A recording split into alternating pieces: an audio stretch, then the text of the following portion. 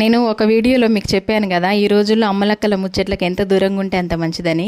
ఆ ముచ్చట ఎందుకు చెప్పినా అనేది ఈరోజు చెప్తానమాట. మేము చిన్నగా ఉన్నప్పుడు అండి, నిజంగా పనులు కాగానే ఒక 10-15 మంది ఆడవాళ్ళందరూ ఒక చెట్టు కింద కూర్చొని సరదాగా అష్టాచమ్మలు ఆడుకోవడము, కబుర్లు చెప్పుకోవడము, ఇంకా పచ్చీసులు ఆడేవాళ్ళు. ఎక్కువ అక్కడ పచ్చీసులు ఆడేవాళ్ళు. మేము హాలిడే ఉన్నప్పుడు మేము కూడా వాళ్ళ చుట్టూ తిరుక్కుంటూ మేము కూడా ఆడేవాళ్ళం. నిజంగా అంత సంతోషంగా మాట్లాడుకుంటూ సరదాగా గడిపేవాళ్ళు. అసలు టైం అనేది తెలియకుండా వాళ్ళు కబుర్లు చెప్పుకునేవాళ్ళు. అంత సరదాగా అనమాట.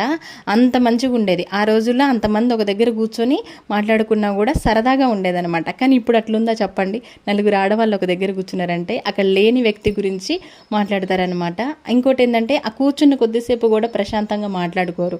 మేము ఇట్లా ఎవరి గొప్పలు వాళ్ళు చెప్పుకోవడము, ఇంకొకరిని కించపరిచి మాట్లాడడము, ఇంకా లేనిపోని పనికిరాని మాటలు మాట్లాడడమే. ఎందుకంటే నేను చూసింది అనుభవంతో చెప్తున్నాను అనమాట. ఈ రోజుల్లో అయితే ఇట్లనే ఉంది. అందుకే ఈ అమ్మలక్కల ముచ్చట్లకి ఎంత దూరంగా ఉంటే అంత మంచిదని నేను చెప్పిన అనమాట. నిజంగా ఒకసారి నేను ఒక వీడియోలో చెప్పిన, గుర్తుందా? మా చింత చెట్టు పెళ్ళిన కొత్తలో గుర్తొచ్చి నేను బాగా ఏడ్చేదాన్ని. ఆ చింత చెట్టు కింద మంచి మంచి మెమరీస్ ఉన్నాయి మాకు. అందరు ఆడింది కూడా ఆ చింత చెట్టు కిందనే, అందరు కూర్చొని సరదాగా మాట్లాడుకుంది కూడా ఆ చింత చెట్టు కిందనే. నా పెళ్ళి అయ్యేదాకా కూడా అందరం అక్కడే కూర్చొని సరదాగా ఆడుకునే వాళ్ళము, మాట్లాడుకునే వాళ్ళము, ఇట్లా అనమాట. అందుకే ఆ రోజు ఆ విషయం చెప్పిన. వీడియో నచ్చితే లైక్ చేయండి అబ్బా.